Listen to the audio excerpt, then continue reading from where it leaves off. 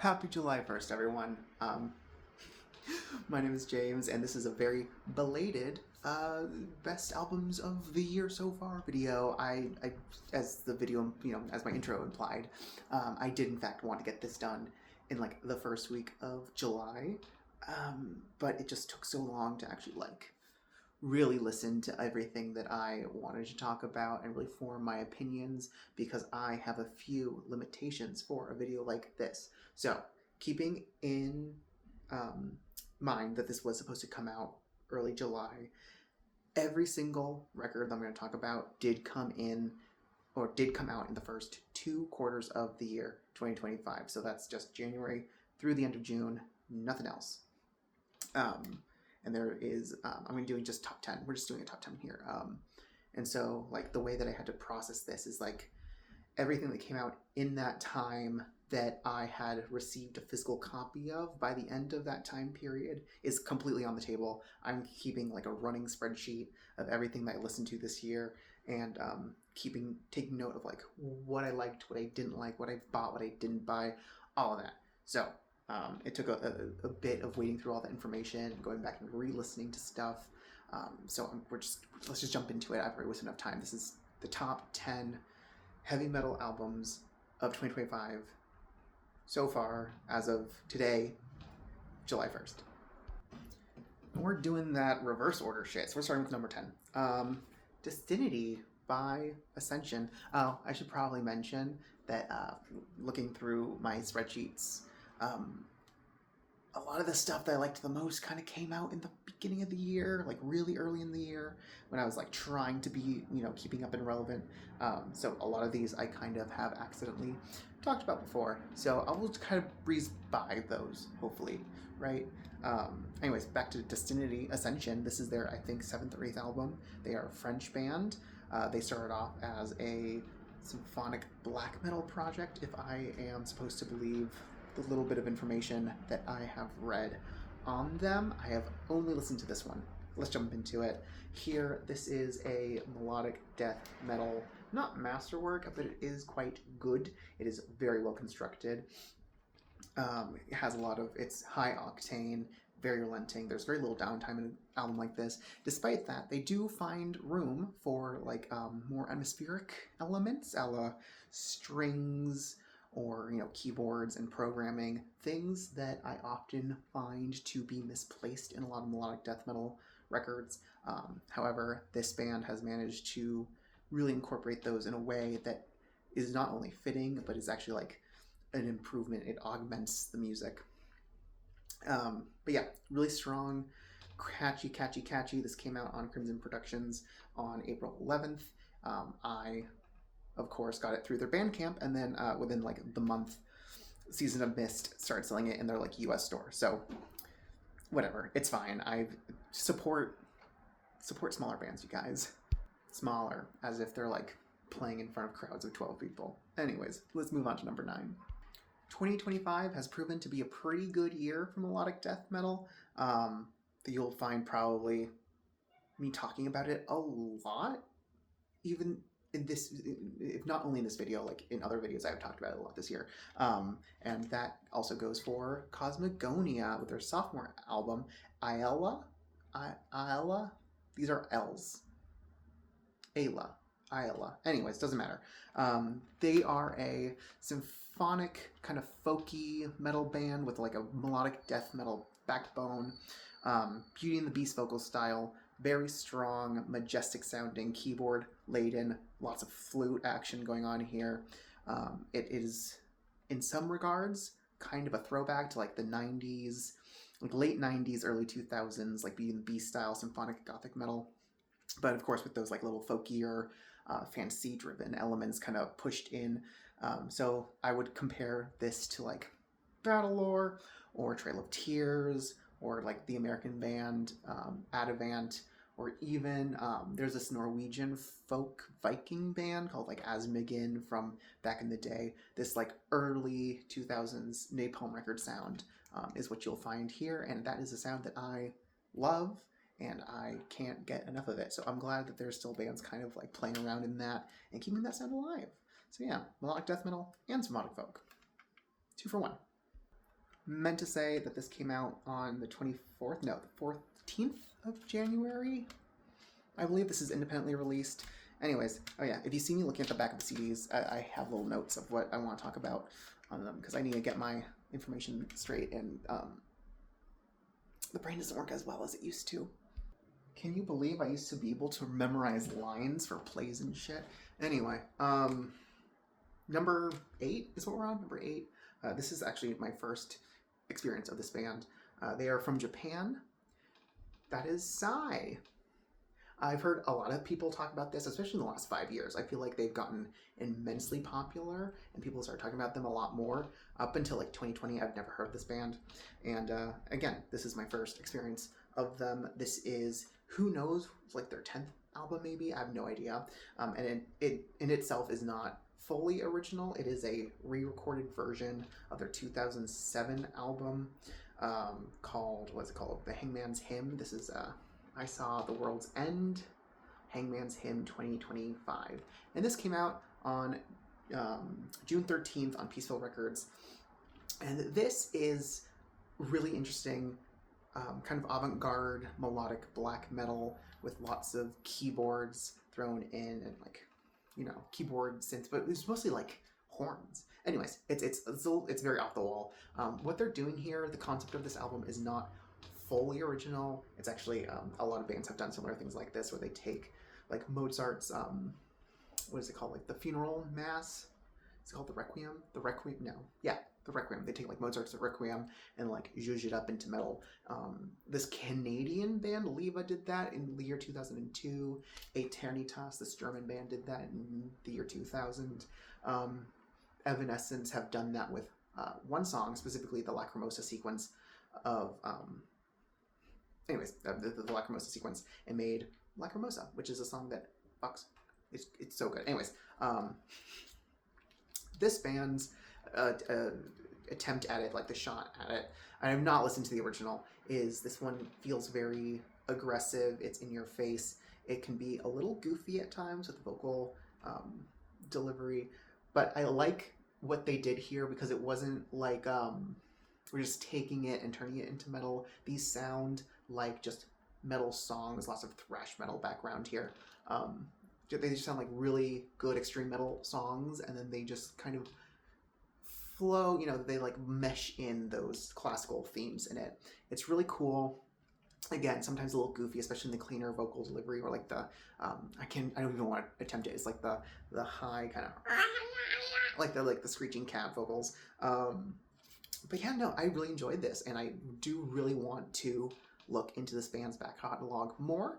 I am hoping that it's more similar to this, of course, without, you know, the Mozart and stuff, or which I don't actually know if this was Mozart's Requiem or if it was other. I don't even know which one. I'm not that educated. Anyways, moving on. Really good Japanese band, Psy. I want to look into them more. When I was putting my list together for this video, I was kind of worried that I was going to come off. Oh my god, the cat just knocked shit over. Anyways, no second takes. When I was first putting the list together for this video, I was worried that I was going to come off as someone with really basic tastes, because there's like 3 slots on this list. They're like high-profile names, major record releases.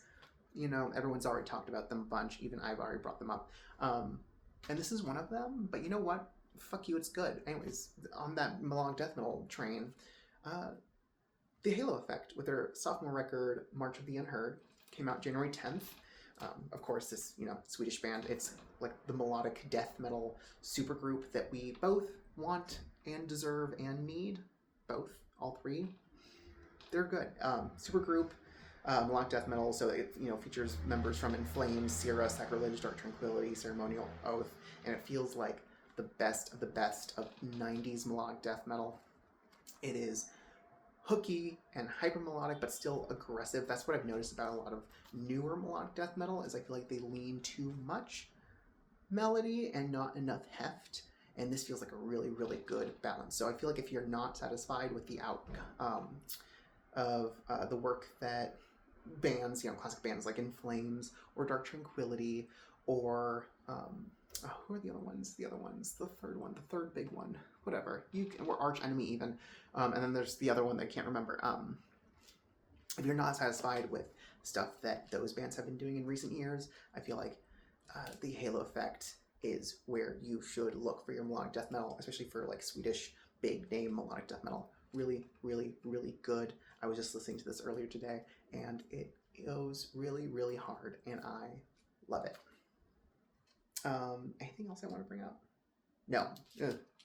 In the same way that 2025 has been a good year for melodic death metal, I feel like it has also been a really good year for folk metal. A lot of entries or even albums that I really, really enjoyed that will not make this list. A lot of them came out of that folk metal world. And here is one of them.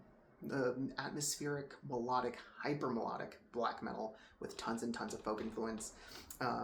It almost feels like the black metal, I'm not going to say it's incidental because it's a huge part of the sound, but they definitely, I believe it's a one-man project with just a lot of guest vocals and instrumentalists coming in and adding, that atmosphere and folk element. I feel like in this album, because this is, again, a first-time experience for me. I've never experienced Sir before.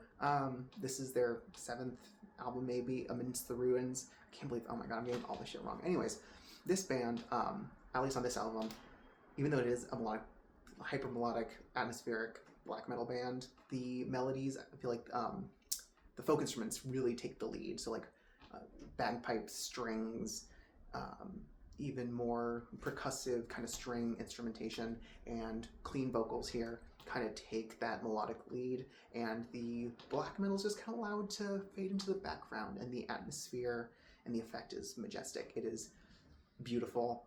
I don't know, it's really well balanced. These are like really long, indulgent songs, but you don't really feel it as much. Like it's 5 tracks and almost an hour long. This is a hefty record, but you definitely are eased into it very nicely. I don't know. Really, really strong. That was my number 5. 6? This is my number 6. Oh my god. Again, I've been getting this section completely wrong. Number 6, Sir. Amidst the Ruins came out February 7th, and this was on Season of Mist. I feel like I've been forgetting to say what record labels these have been coming out on, but this one was Season of Mist. Okay, we're halfway through. Number 5. This is actually, we're finally getting to stuff that more fits my taste and you would, like, predictably would be on a list like this, and that is Pearl Hunting by Belmort. This is a Belarusian band. They released their sophomore effort here on January 24th, and their debut came out in 2020 or 2021, and that's like a more traditional kind of modern symphonic gothic metal album. This takes that model, that format, and just kind of does something a little different with it. It still plays in that same world. However, they invited like countless guest musicians to just kind of like come on to a song or two, and just, they're all playing folk instruments from across the world, and they're just like adding their thing, just like, here's a song, do your thing on it.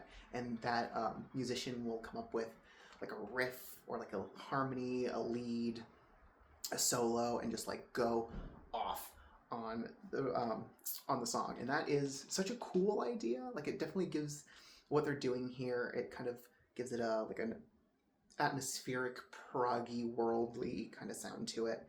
And on top of it just being like a really catchy, commercially viable, like symphonic metal record, it definitely, there's layers to it now because of all that instrumentation that's just added in and like mended, like blended perfectly with everything. This is truly a really, really strong symphonic metal record in a year that I feel like has not been super strong for symphonic metal, at least not yet in, July 1st. Anyways, moving on. This was not independently released, actually. This was released on Wormhole Death? Again, Belarusian band, January 24th. Really, really good. Moving on. I feel like I keep having to change my camera setup. Don't mind the changing angles. Anyways, Number 4. This is actually, I believe, our first American band on this list. That is the Obsidian Resurrection. Their actually debut album, As Darkness Falls. Again, I've talked about this one in the past because this came out on January 10th, and back at the beginning of the year, I really tried to at least do 1 or 2 videos a month, well, mostly 1, and this was definitely one of my like hot new finds at the beginning of the year, right? And this band has a bit of a story in that it is made up of, they've since gone through some of the lineup changes since releasing this. Anyways, that's not the point. It was made up of members from multiple different bands in different parts of the US, and they did a demo in the mid-2000s. Oh my god, the cat. Mid-2000s, and then finally during COVID, like got the band back together, and put out a record eventually. And this is really, really good. It's symphonic, death, black metal, thrashy at times. And when I say symphonic, I mean like old school symphonic. It is, again, lush. It just the layers and layers of keyboards, synthetic strings, all on, mostly it's all manually played on keyboards, I believe. That's actually part of the reason why I really, really dig this, is it does kind of feel like a DIY throwback. A modern band like this would probably do programmed strings, get someone, or like a nice producer to, or, you know, get someone to do like those arrangements and put them in, like you know, score it out and then have a fake orchestra play it for you. And don't get me wrong, I do love that, but for a kind of more raw just take on it, I think the keyboard route works really, really well here. I don't know, it's just brutal, majestic.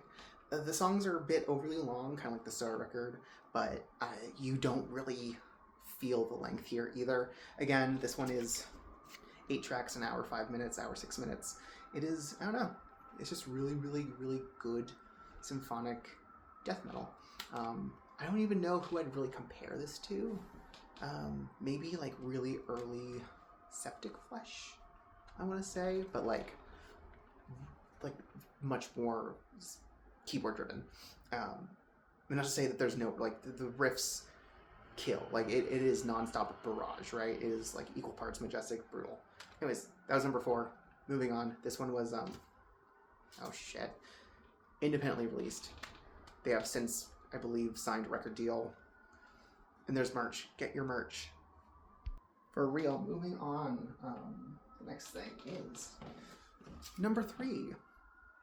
This is another one of those albums that I was worried would make me seem like a really, really basic taste, because they are a really big band and they're a very old band, and they can be a little divisive, but I in general really, really like them, and I've talked about this record before, and that is, of course, Screaming of the Valkyries by Cradle of Filth, their fucktillionth album. I can't keep up, and I think this is probably the strongest in what is considered like the Renaissance era, which started in 2015 with Hammer of the Witches, I believe, which honestly, all these records that have, come out in the Renaissance era, they are all good to varying degrees. They are all good. But of course, they kind of came out after a really lull in this band's like creative output. Like those late 2000s and early 2010s records are really tough, like just rough to get through sometimes. Not all of them. I think Thornography kind of gets a bad rap. I think I talked about that in my last video. Anyways, this album actually kind of surprised me with how much I loved it. It is just really strong gothic symphonic metal with just a really like melodic thrash backbone. This is a largely thrash-based album, more so than necessarily like that melodic black metal sound that kind of defined their earlier stuff. They're more critically acclaimed stuff, right? But I think, I don't know, everything comes together really strong here. I think the team that wrote this album is really capable. They can write killer songs, killer hooks. Danny, as he's gotten older, has I think he's finally decided to just like lean into his older man vocal range. Like he's not as agile or high pitched as he used to be, and that's fine. I think he plays it really comfortably here. And it's just a really killer symphonic gothic thrash metal record. If you haven't listened to it, please do. I fuck with this so hard. And I should say, this came out on March 21st. So we finally got a March entry on this list, and this was released, of course, on Napalm Records. Of course, I feel like I did not notice when they changed record labels. Anyways, moving on for real. So, when you try to really throw yourself into new music and try new things, you can find some duds and you can find some gems, and then you can listen to an album, really like it, and buy it, and then like never inspect that band further or like the creative team. This is one of those times for me, and I'm just gonna say it. We're just gonna go for it. Number 2 is Lord Agueros with their most recent album, Anadonia, came out January 3rd. This band is based out of Italy. I believe it's a one-man project, and this came out on My Kingdom Music. And I'm just gonna describe the music. I don't want to get into like my ambivalent feelings on this until later. It is heavily atmospheric, ambient, black metal, kind of. It feels more like an atmospheric music project that just happens to have like 50 to 60% of the songs, mostly for the most part, be black metal instrumentation, rather than a black metal album that happens to have lots and lots of atmosphere and sampled sounds and ethnic instrumentation and heavily filtered, edited, clean singing. This is where we get into like the on this. There's only one person credited for any of the instrumentation and vocals, but I think there's tons of other vocalists on it. Like there's a children's choir, there's clean female singing. I believe one person asserted that it was a singer on YouTube who does like theatrical vocalizing. You know, the kind of like when you see a movie and there's a dramatic scene and they have like a vaguely ethnic kind of singing in the soundtrack, that shit, right? Someone asserted that it was this woman and he just kind of like sampled from her library, I guess. I don't know. But there's other vocalists on here who are not credited. There's a lot of stuff here that's not credited, which makes me a little suspect, but like I can't deny that I really liked it, and I don't know. Also, I don't want to get into this guy's politics because I didn't really oh my god, stop the cat. Anyways, I don't want to investigate this one person further, but I feel like on Facebook there's some like questionable things. Not the biking thing, more like the Punisher things. Anyways, I'm not gonna say go support this band, but I'm gonna have to be honest and say that I really, really dug this, and this was my number 2, and I fucked with all the atmospheric avant-garde nonsense, and I don't know, it's cool. So yeah, maybe skip this one, but I bought the CD, so it's, you know, you don't have to feel too bad about yourselves. You should feel bad about me. Anyways, it's fine. Number 1. Oh my god, I just took a photo. Okay, number 1, this video has gone on long enough and I was trying to keep it short. So, I went to go see this band live. This was another one of my first experiences with this band. I don't even think I'd heard of them until I listened to their album, and lo and behold, they had like, this is like their 10th record. And I don't know, I guess post-black metal just wasn't really my thing until this year. But that would be, my number 1 is Scorched Earth by Had a Kitty for the Sky. This is, goddammit, my patch. That's the artwork that has been plastered everywhere. What can I say about this? I have read on Reddit, I think. I read someone describe this band as the Linkin Park of post-black metal or something to that effect, and that is so very accurate. It's just very emotive and throaty and like almost like, I'm just gonna say it's very emo in the not music genre way, and more of like people are jokingly calling things emo when they're really sad and dramatic and a lot of suicidal ideation. Anyways, it's the Linkin Park of post-black metal, and honestly, it makes so much sense. But this album's still killer. There's, you know, it's great atmosphere, engaging. Again, really long songs, but you don't feel it. They're constantly doing switch-ups. at the right time to like keep you engaged. It's emotionally very visceral. My one thing about this album that I remember like being like my problem with it is like the vocal delivery is very throaty, very screamy, not really like what people would call like a traditional like heavy metal or black metal like shriek or a scream.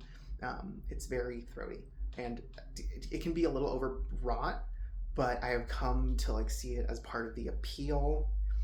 Sometimes it's still a little rough, right? Like you hear it, like you go oof, but like it fits really well with the music. Would I have liked a little bit more of that traditional screaming? Yes, they actually do some of that on this record, and when you see them live, they do, you know, a mix of things. That was also a great show, by the way. That was actually, it was more of a, it was who was headlining that night? That one was Swallow the Sun, and this was the main headliner. Hadakiri for the Sky was the main headliner, and they killed. They did like an hour-long set, maybe. Really, really good. Thoroughly enjoyed it. Lots of post metal or post black metal that night, and yeah. Anyways, killer keyboards, atmosphere, riffs. I feel like they take, especially because it's post black metal, like they take a lot of what works with black metal, and I feel like all the aspects that I find really unapproachable, they kind of do away with them. So in some regards, if you're a really big fan of like traditional black metal, this might not be for you, but it is killer, and I loved it. And if I didn't say, this came out January 24th, another January release. Again, a lot of things that I'm talking about today, that I have talked about today, came out in January or February, mostly January and February. But yeah, so plans for the rest of the year going forward from July 2nd onward. We'll see. I don't know. I want to do a best of the year at the end of the year. Maybe we'll do like a top 10 again, or maybe like a top 25 because it's 2025. I don't know. I haven't decided yet. It really depends on how strong I am feeling about anything at the moment and how much the list changes within the top 10, or even once you expand it out to 25. Like, how does that list look? Because again, it's a very like numerical system that I'm working with, where I am giving everything values, and it's just in order of that value, right? I might do, we'll see. I'll figure it out later. But yeah, thanks for watching. These were my top 10 albums of 2025 so far, as of today, July 1st. And thanks for sticking around. Thanks for watching. I will see you at some point. I don't know. No promises.